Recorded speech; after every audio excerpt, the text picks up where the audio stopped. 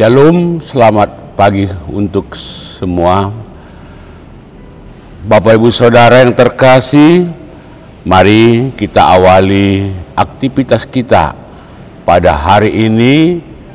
Kita berdoa. Damai sejahtera dari Allah Bapa yang melampaui segala akal, kiranya memelihara hati dan pikiranmu di dalam Kristus Yesus Tuhan dan Juru Selamat kita. Amin. Saudara-saudara terkasih di dalam nama Tuhan Yesus Kristus Tuhan kita, sapaan firman Tuhan bagi kita hari ini yaitu dari surat kiriman Rasul Paulus kepada Timotius, 2 Timotius pasal 2 ayat 24, demikian firman Tuhan. Sedangkan seorang hamba Tuhan tidak boleh bertengkar, tetapi harus ramah terhadap semua orang. Ia harus cakap mengajar, sabar. Demikian firman Tuhan. Saudara-saudara terkasih dalam nama Tuhan Yesus Kristus, sebagai buah daripada kita telah diselamatkan melalui karya agung oleh Tuhan Yesus Kristus yang telah mati di kayu salib dan telah bangkit pada hari yang ketiga, yaitu pada hari Minggu. Melalui khotbah pada hari ini, kita diajak bagaimana kita menghidupi, menghayati dari makna kebangkitan dan penyelamatan dari Tuhan Yesus Kristus, yaitu di dalam praktek hidup atau gaya hidup sebagai seorang Kristen di dalam kehidupan ini. Ketika kita telah menerima kasih, tuntunan, ajaran dari Tuhan Yesus yang selalu menekankan betapa pentingnya kasih, betapa perlunya kita hidup di dalam kedamaian, maka dari itu Paulus menganjurkan kepada Timotius sebagai seorang pemimpin muda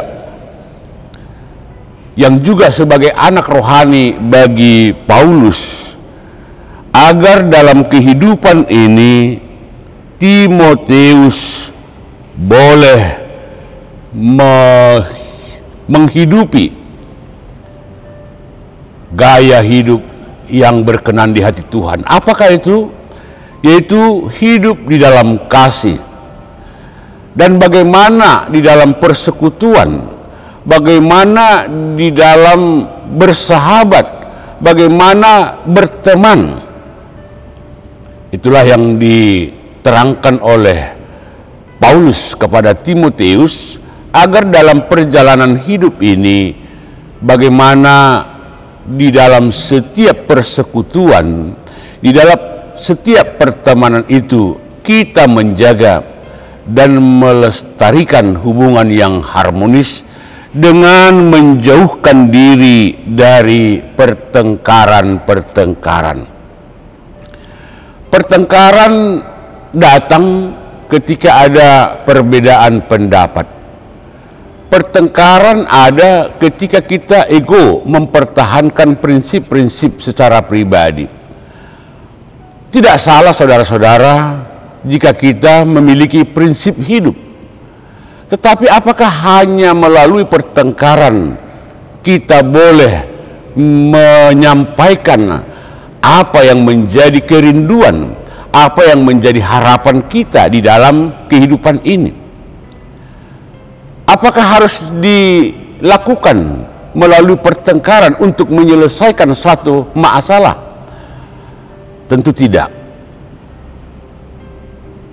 Bagaimana kita melalui kebangkitan Tuhan Yesus diajak untuk menyelesaikan masalah tidak harus bertengkar. Kalau boleh kita pinjam istilah Pegadaian, menyelesaikan masalah tanpa masalah.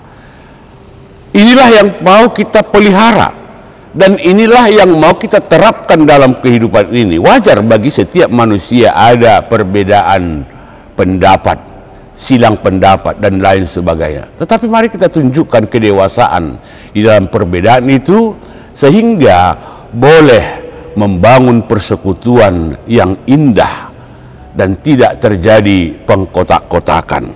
Tentu sebagai seorang hamba Tuhan, sebagai seorang murid daripada Tuhan Yesus, juga dalam praktek kehidupan ini kita diajak untuk boleh cakap dalam mengajar, cakap di dalam berteman, cakap di dalam menyampaikan kata-kata yang indah, apakah itu kritikan, nasihat, dan lain sebagainya.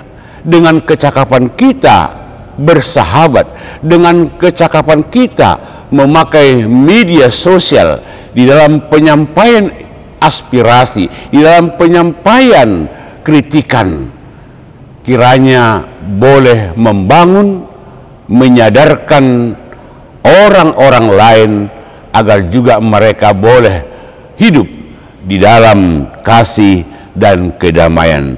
Untuk itu saudara-saudara, mari kita terapkan pengajaran di dalam kasih, dan marilah kita sabar di dalam kehidupan ini, di dalam setiap pertemanan dan di dalam setiap pergaulan.